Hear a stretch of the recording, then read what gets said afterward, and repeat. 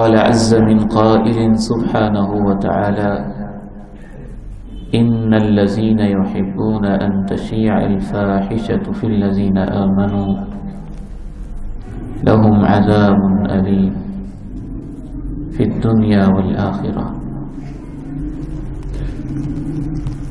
قیامت کی نشانیوں کے حوالے سے ہمارا یہ 10 روزہ فہم دین کورس اللہ تعالیٰ کی توفیق سے جاری ہے، اور آج اس کا 4تھا دن ہے۔ آج کے دن بھی ہم علامات صغریٰ کے متعلق گفتگو کریں گے، وقوع قیامت کی چھوٹی نشانیاں جو واقع ہو چکی ہیں، ہو رہی ہیں، اور ان میں سے بعض تیزی کے ساتھ ان میں شدت آ رہی ہے اور وہ مسلسل بڑھ رہی ہے۔ ہمارا دین حیا والا دین ہے، اس میں شرم کا بڑا مقام ہے، اور اوور آل ہی اللہ تعالیٰ نے شرم و حیا انسانی فطرت میں رکھی ہے، اور شیطان کی شروع ہی سے کوشش رہی ہے کہ کسی نہ کسی طریقے سے انسان کو برہنہ کر دیا جائے اور اس کے حیا کے جنازے نکال دیے جائیں۔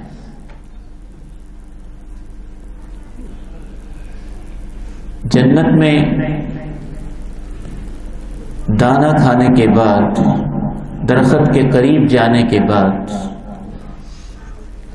جناب آدم، جناب حوا علیہم السلام، ان پر سب سے پہلا اثر یہ ہوا تھا کہ ان کی پردے والی جگہ منکشف ہو گئی تھی،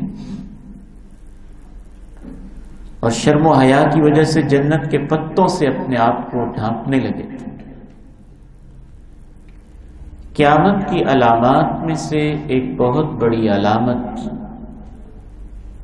یہ ہے کہ انسانوں سے حیا کم ہوتے ہوتے ہوتے آہستہ آہستہ ختم ہو جائے گا۔ انسان بے حیا ہو جائیں گے، بے شرمی پہ اتر آئیں گے۔ امام بخاری نے ایک تابعی کی آبزرویشن رپورٹ کی ہے، غالباً تابعی ہیں، وہ کہتے ہیں میں نے اپنی آنکھوں سے دیکھا کہ بندر کی ایک ایسی نسل تھی کہ بندریا جب اپنے خاوند سے بے وفائی کر کے اس سے یہ غلط کام ہوا تو بندروں کے وہ قبیلہ بھی اتنا غیرت مند تھا کہ انہوں نے اس بندریا کو تباہ کر دیا۔ میں نے خود اپنے بزرگوں سے اس نوعیت کے واقعات سنے ہوئے ہیں کہ کچھ جانوروں کے اندر بھی شرم و حیا ہوتا ہے۔ والد گرامی مولانا یوسف رحمہ اللہ تعالی نے خود مجھے واقعہ سنایا، اور جس کے سامنے یہ واقعہ ہوا تھا ان کو اس نے سنایا کہ ایک جانور کا، جیسا کہ جانوروں کے بعض دفعہ معاملات ہوتے ہیں کہ آگے نسل کی افزائش کے لیے کسی ذریعے سے ان کا آپس میں ملاپ کروایا جاتا ہے، تو انہوں نے زبردستی یہ ملاپ کرواتے ہوئے جو جانور فیمیل اس کی ماں تھی اس کے ساتھ جب یہ معاملہ کروایا، آنکھوں پہ پٹی باندھ کے بند کر کے، اور جب بعد میں اس نے دیکھا تو وہیں پر اس نے اپنے اعضاء کو کاٹ کے خود بھی ختم ہو گیا۔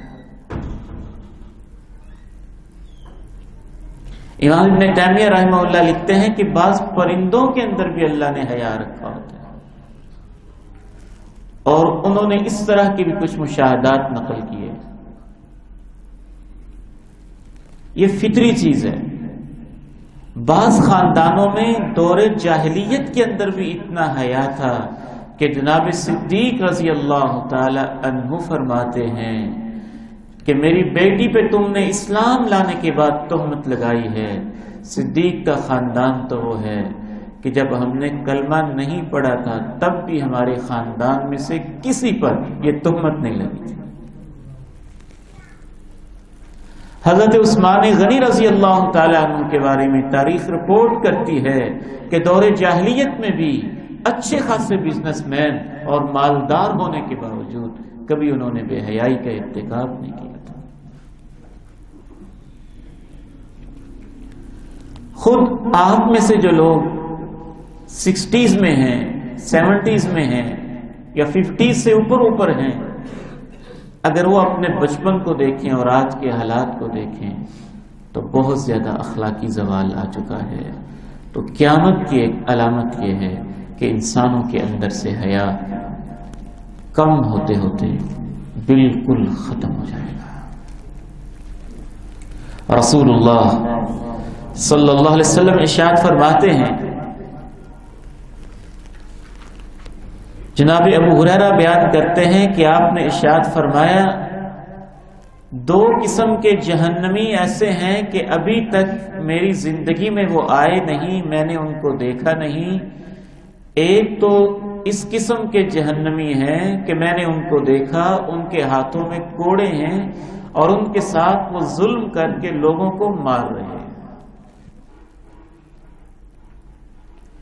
اور دوسری قسم ان عورتوں کی ہے، نساء، عورتیں ہیں کاسیات، لباس تو انہوں نے پہنا ہوا ہے، عاریات، لیکن وہ پھر بھی ننگی ہیں، ممیلات، دوسروں کو اپنی طرف مائل کرنے والی ہیں، مائلات، اور خود دوسروں کی طرف مائل ہونے والی ہیں،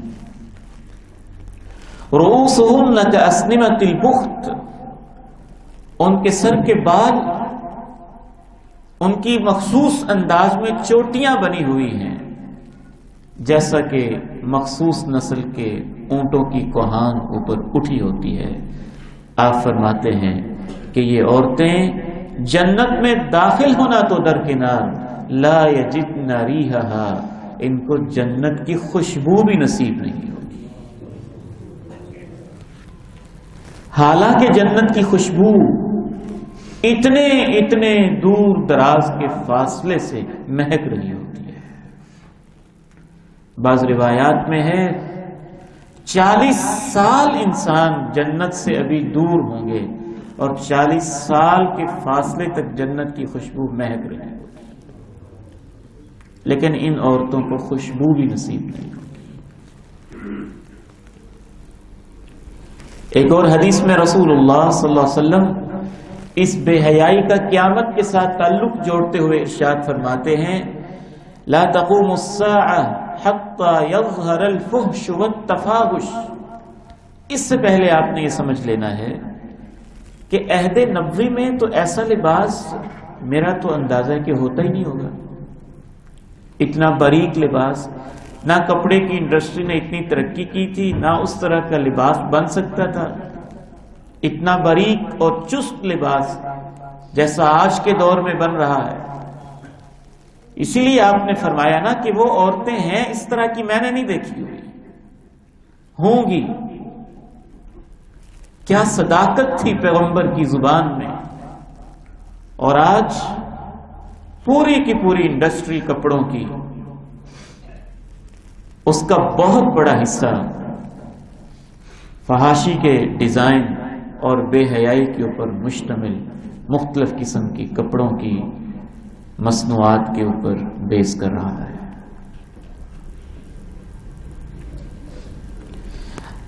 آپ نے ارشاد فرمایا کہ اس وقت تک قیامت قائم نہیں ہوگی جب تک اس امت کے اندر فحش اور تفحش یہ دونوں چیزیں عام نہ ہو جائیں۔ فحش ہوتا ہے بے حیائی، اور تفحش باب تفاعل ہے، اس میں ہوتا ہے تکلف کر کے اہتمام کر کے، بڑی توجہ کے ساتھ، بڑی محنت کے ساتھ اور کوشش کے ساتھ بے حیائی کو اپنانا۔ ایک حدیث میں لفظ ہے تفاحش، اس میں کمپٹیشن کا ماحول ہوتا ہے، اتنی بے حیائی کہ یوں محسوس ہو کہ ہر عورت دوسرے سے زیادہ بے حیا بننے کی کوشش کر رہی ہے۔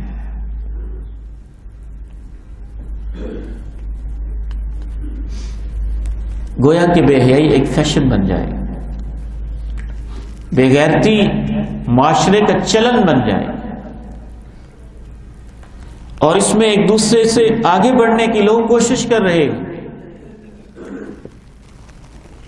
دوسری نشانی رسول اللہ صلی اللہ علیہ وسلم ارشاد فرماتے ہیں، یہ صحیح بخاری کی حدیث ہے، من اشراط الساعہ، قیامت کی نشانیوں میں سے یہ بھی نشانی ہے، ان یقل العلم، علم کم ہو جائے گا، یظہر الجہل، جہالت پھیل جائے گی، زیادہ ہو جائے گی، ویظہر الزنا، زنا عام ہو جائے گا، وتکثر النساء، عورتوں کی تعداد زیادہ ہو جائے گی، ویقل الرجال، مردوں کی تعداد کم پڑ جائے گی،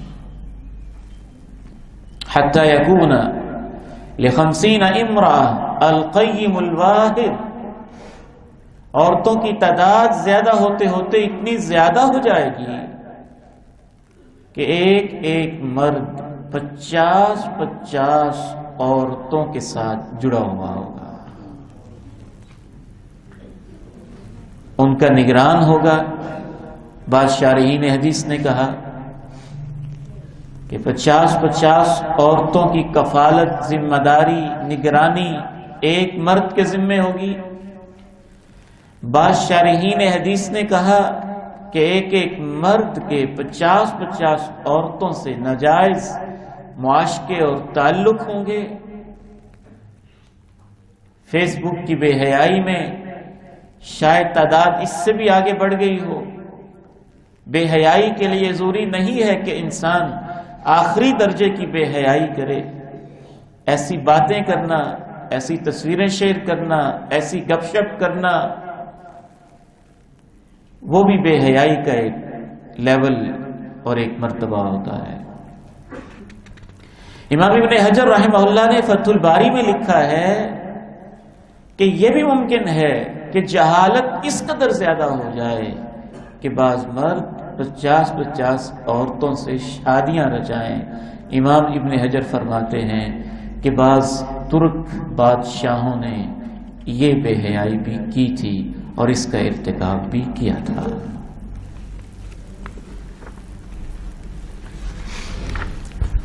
تیسری علامت، رسول اللہ صلی اللہ علیہ وسلم ارشاد فرماتے ہیں،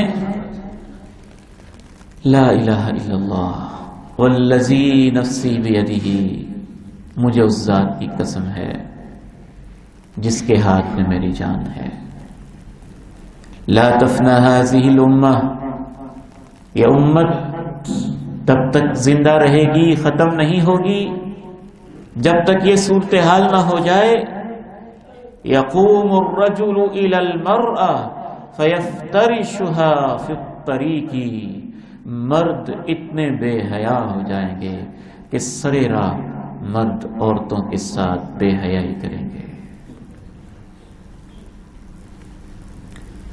فیکون خیارهم یومئذ، اس بے حیائی کے چلن میں اس انسان کو اچھا سمجھا جائے گا، من یقول لو واریتها وراء هذا الحائط، جو اس بے حیا جوڑے کو روک نہیں سکا، بس اتنا کہہ دے کہ تم دیوار کے پیچھے بے حیائی کر لیتے، اسے اچھا انسان سمجھا جائے گا۔ امریکہ، یورپ، ان کے پکنک پوائنٹس، ان کے ساحل، ان کے تفریحی مقامات بے حیائی کے جس چلن پہ چل پڑے ہیں، اور وہاں جو کچھ ہو رہا ہے اور جس طریقے سے امت اسلامیہ ان کے پیچھے چل رہی ہے، وہ سوچ کر بھی گھن آتی ہے۔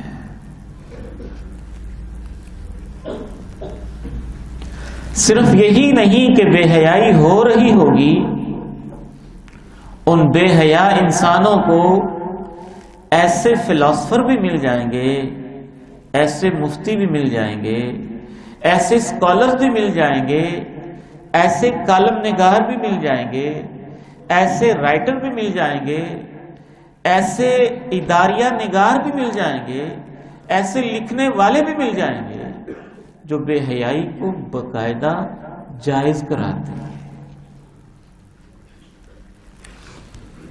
یہ چوتھی علامت ہے کہ ایک تو ہے کہ بندہ بے حیائی کر رہا ہو اور شرما رہا ہو، بے حیائی کر رہا ہو اور چھپ رہا ہو، بے حیائی کر رہا ہو اور ڈر رہا ہو، لیکن بے حیائی کا چلن اتنا عام ہو جائے گا کہ باقاعدہ طور پر چند حرام کردہ چیزوں کو لوگ حلال ہی بنا ڈالیں گے۔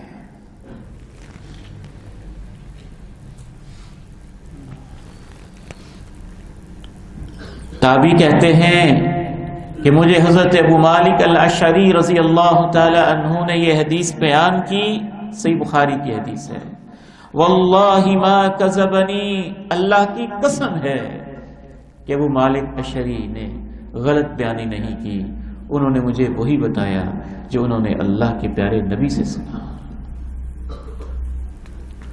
اور میں کہتا ہوں کہ اللہ کی قسم ہے اللہ کے پیارے نبی نے وہی کہا جو ان کو اللہ نے بتایا۔ آپ نے ارشاد فرمایا لَيَكُونَنَّ مِنْ أُمَّتِي أَقْوَامٌ، یہ ہو کر رہے گا میری امت میں لازمی ایسے لوگ پیدا ہوں گے، يَسْتَحِلُّونَ الْحِرَى، وہ زنا کو حلال بنائیں گے، وَالْحَرِيرَ، ریشم پہنے کو حلال سمجھیں گے، وَالْخَمْرَ، نشے کو حلال سمجھیں گے، وَالْمَعَازِفْ، موسیقی کو، گانے باجے کو حلال سمجھیں گے۔ 4 کبیرہ گناہ آپ نے بتایا،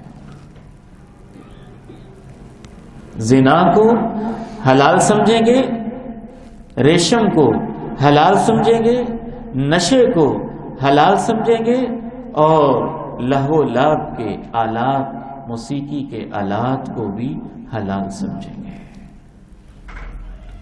امام ابن حجر رحمہ اللہ فرماتے ہیں حلال سمجھنے کا مطلب کیا ہے؟ اس کا ایک مطلب تو یہ ہے کہ باقاعدہ وہ دلائل دیں گے کہ یہ حلال ہے، وہ فتوے دیں گے یہ حلال ہے، وہ ٹی وی کے شوز میں کہیں گے یہ حلال ہے۔ مولوی سختی کرتے ہیں یہ تو فنون لطیفہ ہے، یہ تو آرٹس ہے، یہ سنتھیٹک سینس ہے، حصے جمالیات ہے، یہ ریفریشمنٹ ہے، یہ انجوائمنٹ ہے۔ ایک مطلب تو یہ کہ باقاعدہ حلال سمجھیں گے، اور جو حلال نہیں سمجھیں گے دوسرا مطلب یہ ہے کہ جس طرح حلال چیزوں کو انسان بے پرواہ ہو کے استعمال کرتا ہے، پانی کو، روٹی کو، حلال چیزوں کو، وہ ان حرام چیزوں کا اتنا کثرت سے استعمال کرے۔ یستحلون الحرى، زنا، نشہ، ریشم کے لباس اور گانے باجے کے آلات۔ پھر آپ نے نقشہ کھینچا ان کی سیر و تفریح کا، وَلَيَنزِلَنَّ أَقْوَامٌ إِلَى جَنْبِ عَلَمٍ، ان میں سے کچھ لوگوں کا یہ حشر بھی ضرور ہوگا کہ وہ ایک پہاڑ کے دامن میں پڑاؤ ڈالیں گے۔ ممکن ہے سیر کرنے گئے ہوں،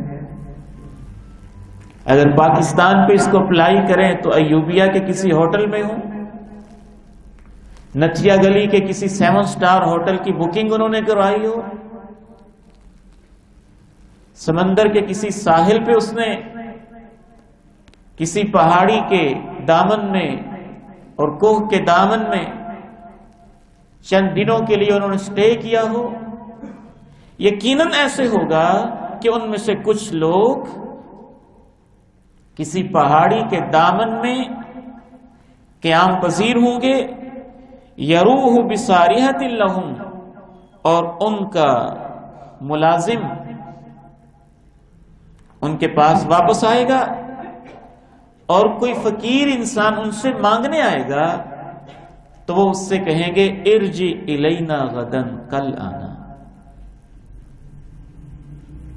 فیبیتہم اللہ ویضع العلم ویمسخ آخرین قردة وخنازیر الی یوم القیامہ۔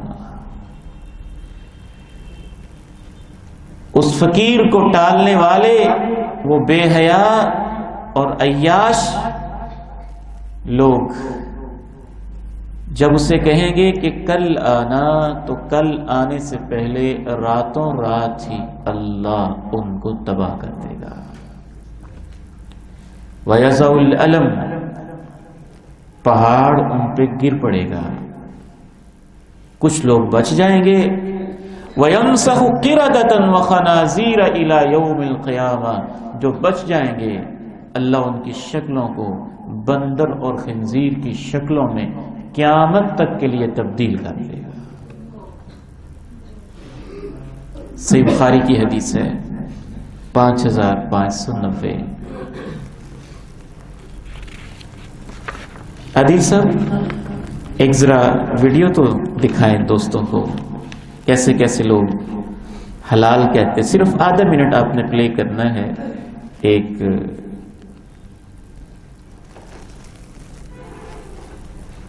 صاحب ہیں، کافی ان کو سنا جاتا ہے ویسٹرن دنیا میں، یہاں بھی، جاوید احمد غامدی سے۔ اسکالر کا کہنا ہے کہ سورہ اعراف کی آیت نمبر 30، آج کا سوال، ایک میڈیا اسکالر کا کہنا ہے کہ سورہ اعراف کی آیت نمبر 32 میں زینت کے لفظ سے موسیقی اور گانا وغیرہ مراد ہے، آپ کی اس میں کیا تحقیق ہے؟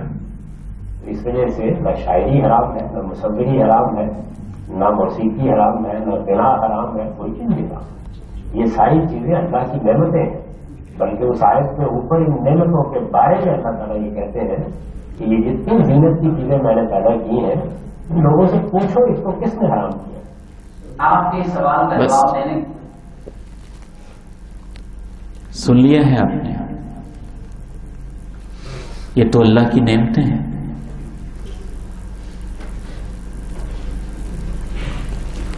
يستحلون الحرى والحرير والخمر والمعازف،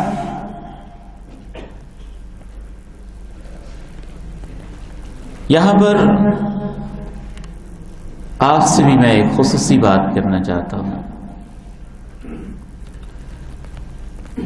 نشے کا اللہ کے پیارے نبی نے خصوصی تذکرہ کیا ہے۔ الخمر، اس کا معنی نشہ ہوتا ہے۔ الخمر کا معنی صرف شراب نہیں ہوتا، الخمر کا معنی نشہ ہوتا ہے۔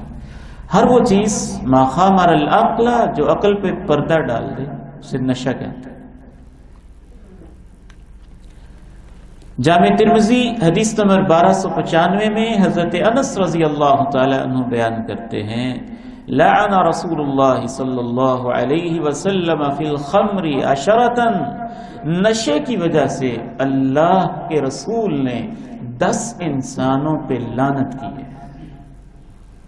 کس نے لعنت کی ہے؟ اللہ کے رسول صلی اللہ علیہ وسلم نے لعنت کی ہے۔ عاصرہا، اس شخص پہ لعنت، عاصرہا جو اس کو نچوڑتا ہے۔ اس دور کے اندر انگوروں کو نچوڑ کے، کھجوروں کو نچوڑ کے، ان سے ہی نشہ تیار ہوتا تھا۔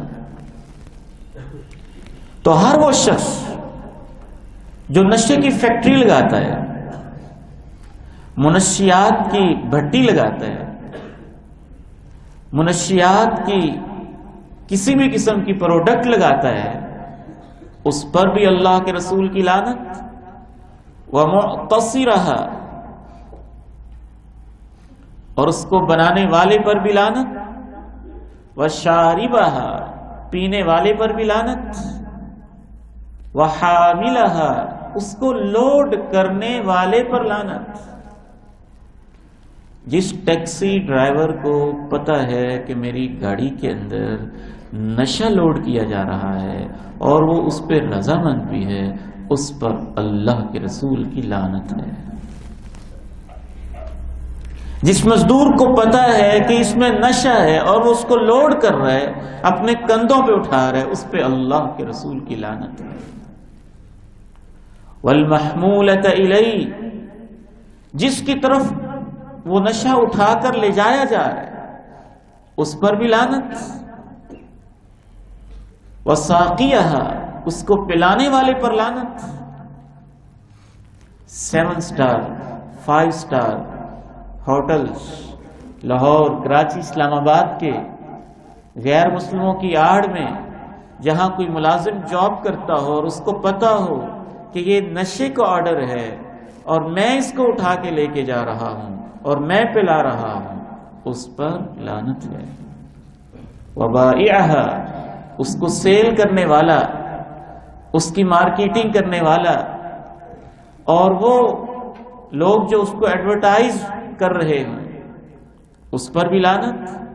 والمشتری لہا، اس کو خریدنے والا، والمشترات لہ، جس کے لیے خریدی گئی ہے اس پر بھی اللہ کے رسول صلی اللہ علیہ وسلم نے لعنت فرمائی ہے۔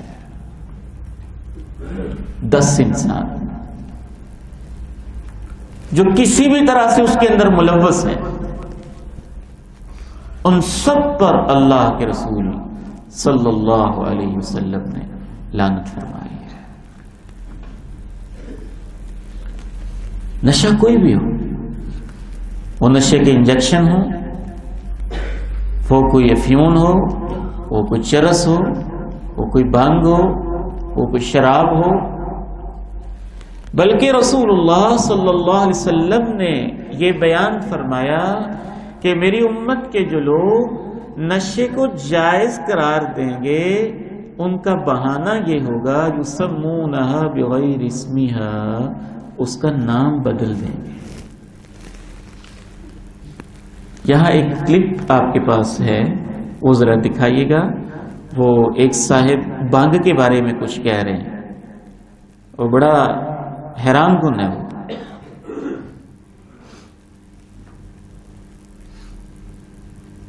یہ اسمبلی ایکسائز کی کراچی اوپر لکھا ہوا ہے، سندھ اسمبلی کے اجلاس کے دوران انسداد منشیات پر ہونے والی بحث میں اراکین اسمبلی یعنی MPAs, MNAs Sindh assembly کے بڑے غصے میں تھے کہ بڑی سختی ہو رہی ہے اور منشیات مل نہیں رہی۔ ایک سیاسی پارٹی کے ایک رکن صابر قائم خانی نے کہا کہ انہوں نے بھنگ پر بھی پابندی لگا دی ہے، حالانکہ بھنگ تو صوفی لوگ اس لیے پیتے ہیں تاکہ وہ عبادت اچھی طرح کریں اور عبادت میں کوئی خلل نہ آئے۔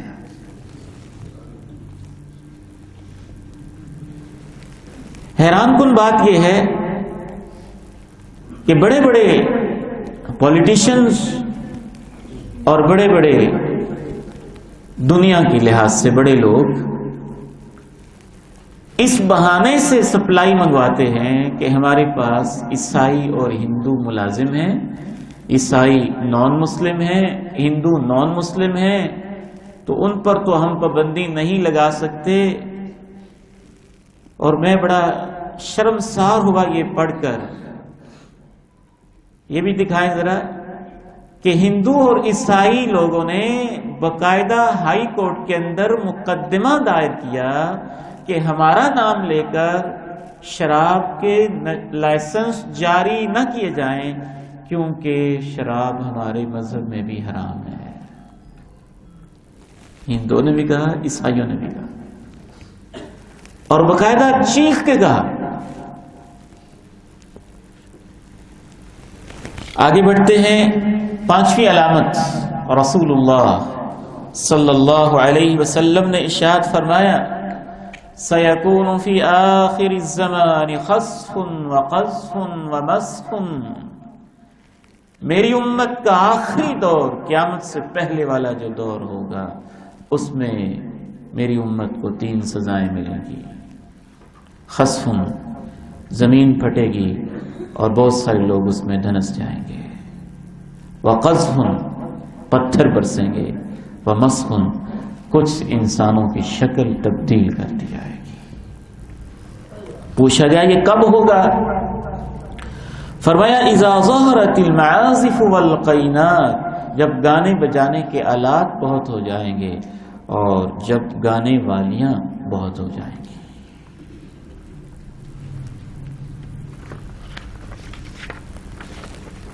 بے حیائی کی ایک بدترین صورت یہ ہوگی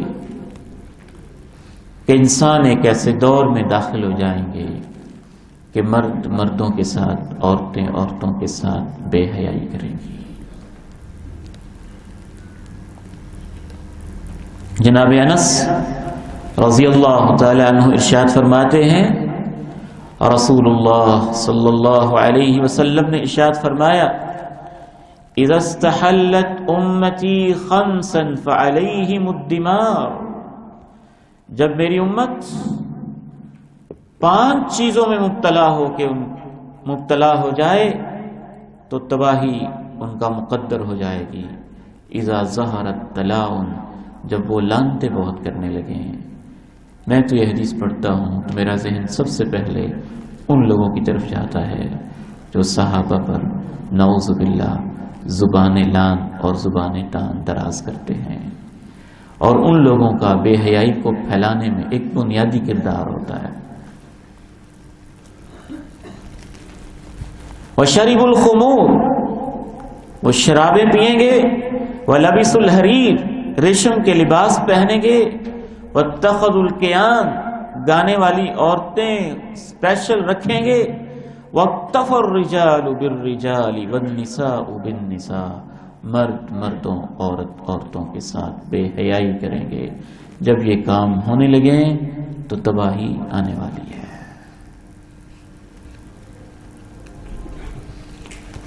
ہم جنس پرستی کے لیے بہت سارے ممالک میں باقاعدہ قانون سازی ہو چکی ہے،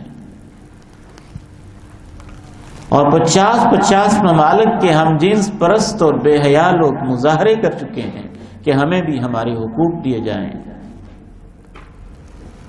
اور ان کے ایک کانفرنس کے اندر ایک نام نہاد مسلمان بھی شرکت کر چکا ہے، اور وہ مسلمان یہ کہہ چکا ہے کہ ہم نے اتنی محنت کر لی ہے کہ اب بعض مسلم ممالک کے اندر بھی ہومو سیکسول جو ریلیشنز ہیں اس حوالے سے کچھ باتیں ہونے لگی ہیں، اور ہم چاہتے ہیں کہ جو سختی اور تشدد اور شدت ہے اس حوالے سے، اس میں مسلمانوں کو چاہیے کچھ تحمل اور برداشت پیدا کریں.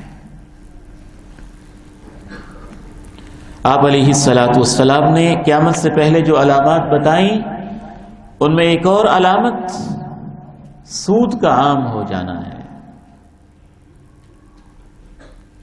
رسول اللہ صلی اللہ علیہ وسلم ارشاد فرماتے ہیں، بین یدی الساعہ یظہر الربا، قیامت سے پہلے سود غالب آ جائے گا، عام ہو جائے گا.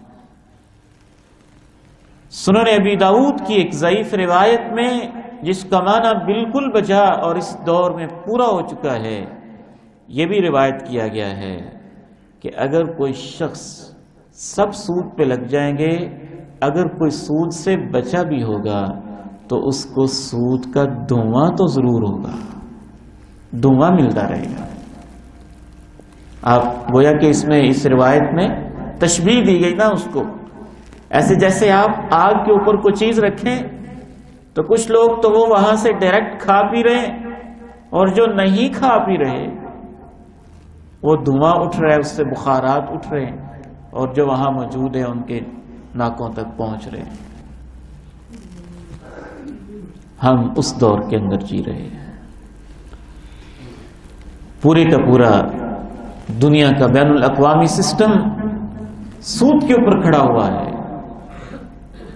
اور ہمارے اس امت کے وہ نوجوان بیٹے جو علماء کے پاس بیٹھے بغیر، قرآن و سنت کی تعلیم لیے بغیر، براہ راست بزنس کو پڑھتے ہیں، اکنامکس کو پڑھتے ہیں، بینکنگ کو پڑھتے ہیں، اکاؤنٹس کو پڑھتے ہیں، ان میں سے بہت سارے نوجوان یہ سوال کرتے ہیں کہ سود کے بغیر نظام چل کیسے سکتا ہے؟ میں تو اس کا سادہ سا جواب دیتا ہوں، ویسے چل سکتا ہے جیسے ہم نے دنیا کو 1000 سال چلا کے دکھایا ہے۔ مسلمانوں نے 1000 سال دنیا پہ حکمرانی کی اور بغیر سود کے نظام چلا کے دکھایا ہے۔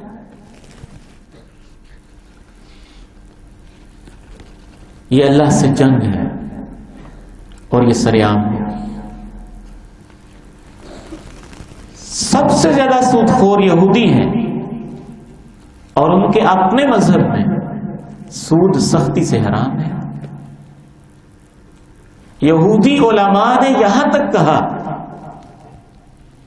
ان میں سے جو مسلمان ہوئے اپنی کتب کی تعلیمات کی روشنی میں یا کسی بھی انداز سے، حضرت عبداللہ ابن سلام کہتے ہیں جو سابق یہودی تھے اور بڑے عظیم مسلمان تھے، الربا 72 بابا، سود کی 70 سے اوپر 72 قسمیں ہیں، وَأَدْنَا فُجْرِهِ مِثْلُ أَن يَقَعَ الرَّجُلُ عَلَى أُمِّهِ، اور سب سے چھوٹی قسم کا ایسے گناہ ہے جیسے کوئی اپنی ماں سے بے حیائی کر رہا ہو۔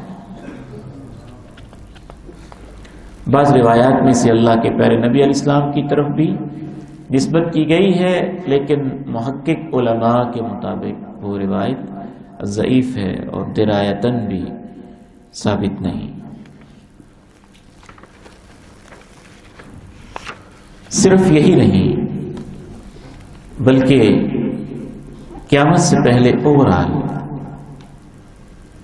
انسان حرام کھانے کا اتنا عادی ہو جائے گا کہ وہ سوچے گا ہی نہیں کہ جو میں کھا رہا ہوں یہ حلال ہے یا حرام ہے،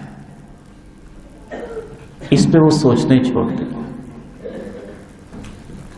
صحیح بخاری میں جناب ابو ہریرہ بیان کرتے ہیں کہ رسول اللہ صلی اللہ علیہ وسلم نے ارشاد فرمایا، لَيَأْتِيَنَّ عَلَى النَّاسِ زَمَانٌ، لوگوں پہ ایک ایسا وقت بھی آئے گا، لا يبال المرء بما اخذ من المال، کہ انسان آنے والے مال کی کوئی پرواہ نہیں کرے گا، امن حلال ام من حرام، یہ حلال طریقے سے آ رہا ہے یا حرام طریقے سے آ رہا ہے، یہ حلال ہے یا حرام ہے۔ بے حیائی پھیلے گی، خلاصہ ان باتوں کا ہوا، اور حرام خوری پھیل جائے گی، اور حرام خوری میں بالخصوص سود پھیل جائے گا۔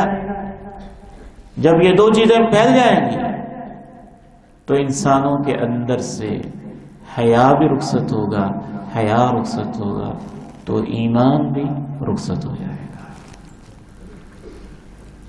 ایمانداری ختم ہو جائے گی، آہستہ آہستہ ختم ہو جائے گی، حتیٰ کہ لوگ کہیں گے کہ فلاں خاندان میں، برادری میں، محلے میں ایک ایماندار بندہ ہے، خرید و فروخت میں ایمانداری، باقی چیزوں کے اندر ایمانداری ختم ہو جائے گی۔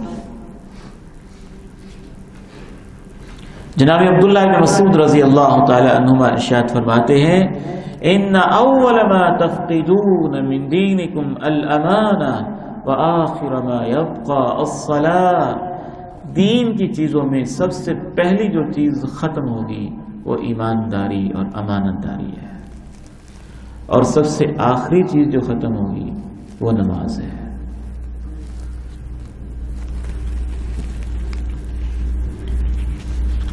ایک اور علامت رسول اللہ صلی اللہ علیہ وسلم نے ارشاد فرمایا، اس امت کے بہترین لوگ میرے دور کے لوگ ہیں جن کی طرف اللہ نے مجھے نبی بنا کر بھیجا، پھر وہ لوگ ہوں گے جو ان کے بعد آئیں گے یعنی تابعین، پھر وہ لوگ ہوں گے جو ان کے بعد آئیں گے یعنی تبع تابعین، پھر ان کے بعد والے لوگ، پھر آپ نے فرمایا ایسے لوگ آ جائیں گے تسبق شہادتہم ایمانہم و ایمانہم شہادتہم، وہ گواہی دینے سے پہلے جھوٹی قسموں کے لیے تیار ہوں گے اور جھوٹی قسموں سے پہلے جھوٹی گواہی کے لیے تیار بیٹھے ہوں گے.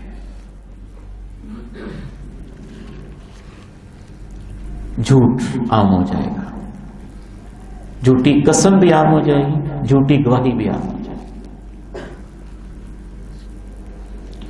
آپ علیہ الصلوۃ والسلام نے ارشاد فرمایا ایک اور روایت میں، پھر ایسے لوگ آ جائیں گے یظہر فیہم السمن، ان میں موٹاپا عام ہو جائے گا. تو موٹاپے کو بھی آپ نے پسند نہیں کرنا.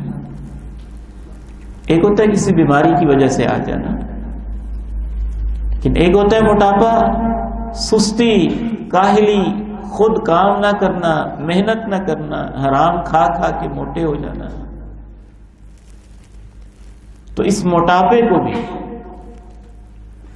ان چیزوں میں شمار کیا گیا. یہ اوور آل نقشہ ہمارے سامنے آیا ہے سوسائٹی کا معاشرتی اور معاشی حوالے سے. خاندانوں کا کیا حال ہوگا، خاندانی تعلقات کے کیا معاملات ہوں گے، اسی کے ساتھ ہی آپ نے بیان کیا. قیامت اس وقت تک قائم نہیں ہوگی جب تک یہ حال نہ ہو جائے یظہر الفحش والتفاحش وقطیعۃ الرحم وسوء المجاورہ. بے حیائی عام ہو جائے گی، بے حیائی کے مقابلے ہوں گے، رشتے توڑے جائیں گے اور ہمسایوں سے برا سلوک کیا جائے گا. آپ علیہ السلام نے ارشاد فرمایا وَيُلْقَى بَيْنَ النَّاسِ التَّنَاكُرُ، لوگ ایک دوسرے سے ناواقف ہو جائیں. فَلَا يَكَادُ أَحَدٌ أَن يَعْرِفَ أَحَدًا، حتیٰ کہ حال یہ ہو جائے گا کہ کوئی کسی کو پہچاننے کے لیے تیار نہیں ہوگا. بڑی بڑی سوسائٹیز میں، جن کو آپ پوچھ سوسائٹیز کہتے ہیں، بڑی ڈیولپڈ سوسائٹیز کہتے ہیں، ایک بھائی تھا تو مزدور ہی، لیکن بات اس نے بڑی سمجھداری کی کہنے لگا محسن بھائی ہم تو الحمدللہ ایسے علاقوں میں رہتے ہیں جہاں کوئی موت واقع ہو جائے تو لوگ جمع ہوتے ہیں، ہمدردی کرتے ہیں، خیر خواہی کرتے ہیں. اور یہاں میں نے کچھ بڑی بڑی سوسائٹیز کے بڑے بڑے ایسے سرمایہ داروں کے پاس بھی ملازمت کی ہے جہاں فوتگی ہو جائے تو ایک ہفتے کے بعد ان کو پتہ چلتا ہے اور پوچھتے ہیں کہ یہاں کوئی فوتگی ہوئی تھی.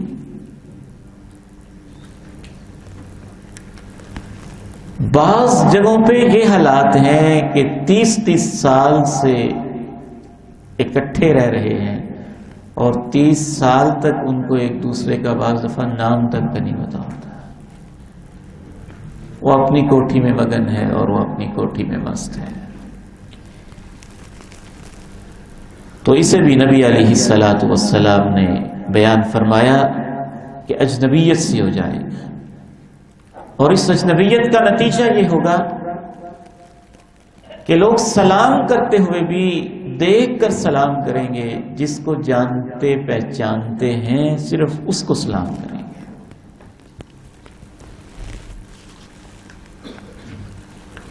آپ علیہ السلام ارشاد فرماتے ہیں مسند احمد میں بین ید الساعہ، قیامت سے پہلے یہ ہوگا تسلیم الخاصہ، لوگ جاننے پہچاننے والے صرف خاص لوگوں کو سلام کریں گے. وفشو التجارہ، کاروبار بہت پھیل جائیں گے. حتی تعین المرأة زوجها علی التجارہ، حتیٰ کہ میاں بیوی مل کر کاروبار کریں گے. وقطع الارحام، دوسری طرف رشتے ٹوٹ رہے ہوں گے. وشہادت الزور، جھوٹی گواہیاں عام ہوں گی. وکتمان شہادت الحق، اور سچی گواہی سب لوگ چھپا رہے ہوں گے. وظہور القلم، اور قلم اور تحریر کا دور ہوگا۔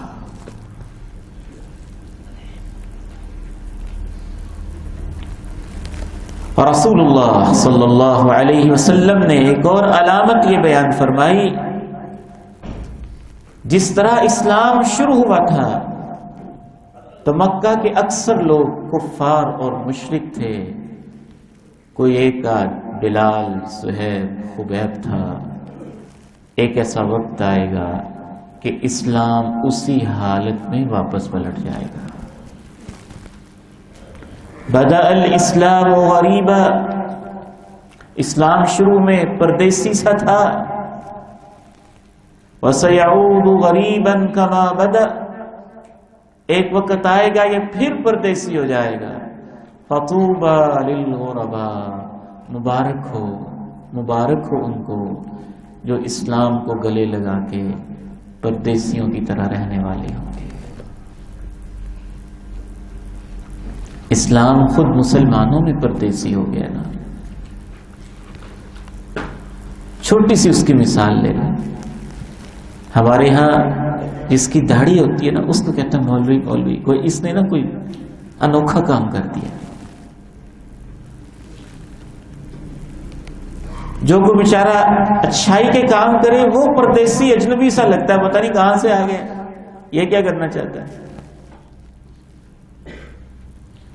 تو وہ اپنوں میں رہ کر بھی جو بیگانوں والی زندگی بسر کر رہے ہیں دین پر عمل کرنے کی وجہ سے، ان کو اللہ کے پیارے نبی علیہ السلام اپنی زندگی میں مبارکباد دے کر ان کو مبارک ہو۔ دین سے لوگ اتنے دور ہو جائیں گے کہ بتوں والا دور واپس آ جائے گا، بت پرستی والا دور واپس آ جائے گا، اور خود عربوں میں واپس آ جائے گا، عرب علاقوں میں واپس آ جائے گا۔ یہ صحیح بخاری کی حدیث ہے۔ حضرت سعید ابن مسیب رحمہ اللہ تعالی کہتے ہیں مجھے حضرت ابو ہریرہ نے بتایا، حضرت ابو ہریرہ نے کہا کہ اللہ کے رسول صلی اللہ علیہ وسلم نے ارشاد فرمایا، لا تقوم الساعة حتى تضطرب الیات نساء دوس علی ذی الخلصہ، اس وقت تک قیامت قائم نہیں ہوگی جبکہ عرب لوگوں کا یہ حال نہ ہو جائے کہ عرب کے دوس قبیلے کی عورتیں جس طرح دور جاہلیت میں اپنی سرینیں گھسیٹتی تھیں بتوں کے سامنے، اسی طرح سے یہ اپنی سرینیں دوبارہ گھسیٹیں گی۔ ذی الخلصہ دور جاہلیت کا بت تھا، آپ نے اس کا نام بھی لیا اور دوس قبیلے کا نام بھی لیا۔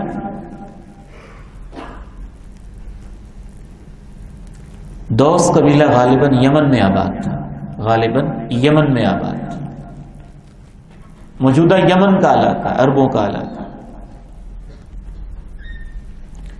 بلکہ آپ نے ارشاد فرمایا، یا لا يذهب الليل والنهار حتى تعبد اللات والعزى، دن رات کا سلسلہ اس وقت تک ختم نہیں ہوگا جب تک یہ حال نہ ہو جائے کہ لات اور عزا کی دوبارہ پوجا کی جائے گی۔ لات اور عزا، افرائیتم اللات والعزى ومناة الثالثة الاخرى، بت ہیں مکہ کے۔ میرا احساس یہ کہتا ہے، یہ صحیح مسلم کی حدیث ہے، میرا احساس یہ کہتا ہے، اس کو ذرا توجہ سے سنیں، یہ میری فیلنگز ہیں اس علامت کی اپلیکیشن کے حوالے سے۔ یہ جو آثار قدیمہ کا علم ہے، خدائیاں کی جاتی ہیں 100 فٹ 500 فٹ گہری، قدیم دور کو، قدیم نشانیوں کو، پرانے برتنوں کو، پرانی چیزوں کو باقاعدہ ایک ڈپارٹمنٹ ہے، کھدائی کر کے ماہرین آثار قدیمہ دریافت کرتے ہیں۔ اور افغانستان کے اندر جب طالبان نے بت توڑے تھے اور بدھا کا بت توڑا تھا تو پوری دنیا چیخ اٹھی تھی کہ انہوں نے ایک عظیم الشان نشانی جو ہے قدیم دور کی اس کو ختم کر دیا تھا.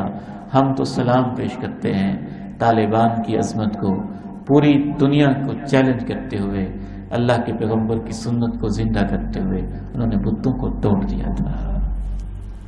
میرا تو حدیث پر اس قدر ایمان ہے کہ وہی بت جو اس دور میں ہوتے تھے وہی کہیں آثار قدیمہ والے نکال کے لائیں گے، وہی لات ہوگا، وہی عزا ہوگا. جہالت اتنی پھیلے گی کہ وہاں سجائے جائیں گے اور لوگ دوبارہ شرک کریں گے. لوگ کہتے ہیں جی شرک تو ہو ہی نہیں سکتا. شرک تو سب سے بڑا مسئلہ رہا ہے ہر دور کا، بلکہ ایک آدھ فرق نہیں کرے گا، پورے کے پورے قبیلے. آپ نے ارشاد فرمایا سنن ابی داؤد میں لا تقوم الساعة حتى تلحق قبائل من امتی بالمشرکین.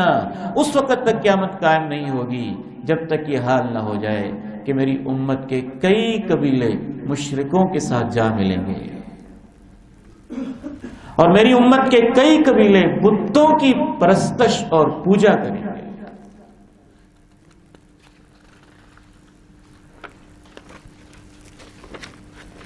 لا الہ الا اللہ. آہستہ آہستہ معاملہ یہاں تک پہنچے گا کہ دنیا سے اہل ایمان مٹ جائیں گے، ختم ہو جائیں گے.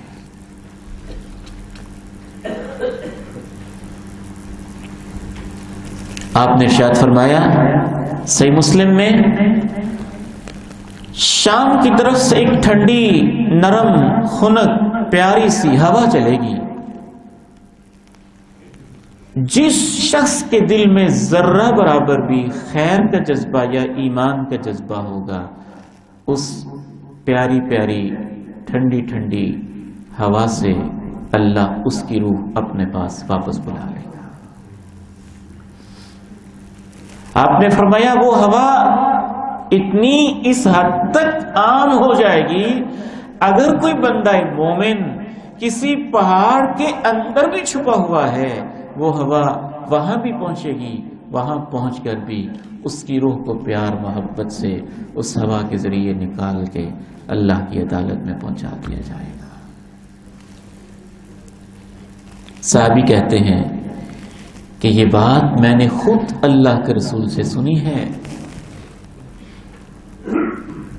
اور میں نے خود اللہ کے رسول سے سنا ہے کہ پھر پیچھے برے لوگ اور بدترین اور گندے لوگ رہ جائیں گے جو چستیوں میں تو پرندوں کی طرح ہوں گے لیکن ان کے دل، ان کے خواب، ان کے ارادے درندوں کی طرح ہوں گے. اچھائی برائی کی ان کو کوئی پہچان نہیں ہوگی. شیطان ان کے سامنے ایک شکل میں آ کے کہے گا تم میری بات کیوں نہیں مانتے؟ وہ پوچھے گے کیا کہنا چاہتے ہو؟ تو شیطان کہے گا یہ بت ہیں نا، ان کی پوجا کیوں نہیں کرتے ہو؟ وَهُمْ فِي ذَلِكَ دَارٌ رِزْقُهُمْ حَسَنٌ عَيْشُهُمْ. خوب دولت بھی ان کے پاس ہوگی، زندگی بھی بڑی مزے مزے کی اڑا رہے ہوں گے، اور اسی حالت میں قیامت شروع ہو جائے گی اور سور میں پھونک دیا جائے گا. غالباً یہی وہ دور ہوگا یا اس سے پہلے دور ہوگا بیت اللہ کے اوپر 2 دفعہ حملہ کیا جائے گا. جب کچھ اہل ایمان ابھی زندہ ہوں گے تب بھی بیت اللہ پہ حملہ ہوگا. ایک بہت بڑا لشکر ہوگا، صحیح بخاری کی حدیث نمبر 2118 ہے. بہت بڑا لشکر ہوگا، ایک بڑا لشکر. آپ نے فرمایا بیت اللہ پہ حملہ کرے گا، ایک صحرا میں پہنچیں گے تو اس لشکر کے پہلے شخص سے لے کے آخری شخص تک پورے کے پورے لشکر کو زمین کو پھاڑ کے اس کے اندر اللہ دنسا دے گا اور اپنے گھر کی حفاظت کرے گا، کیونکہ ابھی اس گھر کے ماننے والے زندہ ہوں گے. اللہ نے ان کی لاج رکھنی ہوگی، خانہ کعبہ کی حفاظت کرنی ہوگی، اسے امن والا گھر بنانا ہوگا. ہماری ماں جی حضرت عائشہ رضی اللہ تعالی عنہا یہ بات سن رہی تھی اللہ کے پیارے نبی سے، کہتی ہے میں نے پوچھا اے اللہ کے پیارے نبی، سب کو زمین میں دنسا دیا جائے گا، لشکر میں کچھ پانی پلانے والے ہوتے ہیں، کچھ چیزیں بیچنے والے ہوتے ہیں، اور اس بڑے سارے لشکر میں ہر طرح کے لوگ ہوں گے جو حملہ کرنے کی نیت سے نہیں آ رہے ہوں گے، وہ بھی ہوں گے، سب کو ہی دنسا دیا جائے گا۔ آپ نے فرمایا اس لشکر کے پہلے شخص سے لے کے آخری شخص تک سب کو دنسا دیا جائے گا۔ ہاں، پھر قیامت کے دن ان کو نیتوں کے مطابق اٹھایا جائے گا۔ ان میں سے جو حملہ کرنا چاہتے تھے ان کی نیت یہ تھی، ان کا اور طرح سے حساب ہوگا، جو یہ نیت نہیں رکھتے تھے ان کا اور طرح سے حساب ہوگا۔ اس کی شرح میں امام ابن حجر رحمہ اللہ نے لکھا ہے، اس سے پتہ چلتا ہے کہ برے لوگوں کے ساتھ رہنے سے عذاب انہی جیسا ہوتا ہے۔ پھر ایک اور دفعہ حملہ ہوگا بیت اللہ کے اوپر، لیکن غالباً یہ قیامت قائم ہونے سے متصل پہلے حملہ ہوگا جب اہل ایمان دنیا سے اٹھ چکے ہوں گے۔ اب بیت اللہ کا حج کرنے والا، اللہ کو واحد کو ماننے والا بھی کوئی نہیں ہوگا، تو اب جو حملہ ہوگا اللہ رب العزت اس میں ایک چھوٹی پنڈلیوں والے حبشی انسان وہ حملہ کرے گا اور بیت اللہ کی ایک ایک اینٹ کو اکھاڑ دے گا، اور اللہ کو ایسے ہی منظور ہوگا کیونکہ اس دور میں غالباً اللہ کو ماننے والا کوئی باقی ہی نہیں بچے گا۔ یہ بھی صحیح بخاری کی حدیث ہے۔ لا الہ الا اللہ وحدہ لا شریک لہ لہ الملک ولہ الحمد وہو علی کل شیء قدیر۔ یہ وہ معاشرتی حالات، دینی اقدار اور اخلاقی زوال تھا جو اللہ کے پیارے نبی علیہ السلام نے قیامت کی نشانیوں کے طور پر بیان فرمایا ہے۔ اللہ تعالیٰ سے صدق دل کے ساتھ دعا ہے کہ ہمیں جو چیلنجز درپیش ہیں اللہ تعالیٰ ہمیں ان کو سمجھنے کی توفیق عطا فرمائے، خصوصاً بے حیائی کے حوالے سے بڑے بڑے چیلنجز ہیں۔ بعض دفعہ تو سچی بات ہے کہ بستر پہ لیٹے ہوئے بھی پریشان ہو جاتا ہوں کہ ان نوجوانوں کا، ان بیٹوں کا، ان بیٹیوں کا کیا بنے گا۔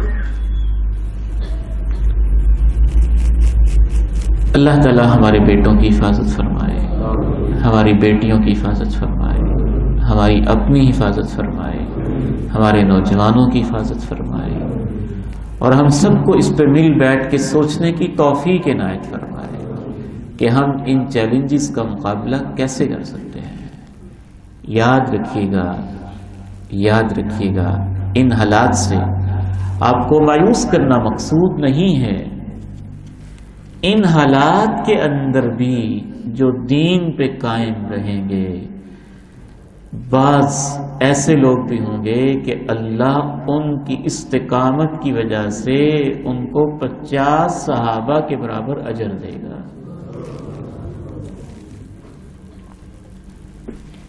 بس صرف یہ سمجھنا اور سمجھانا مقصود ہے کہ چیلنجز بڑے بڑے آ سکتے ہیں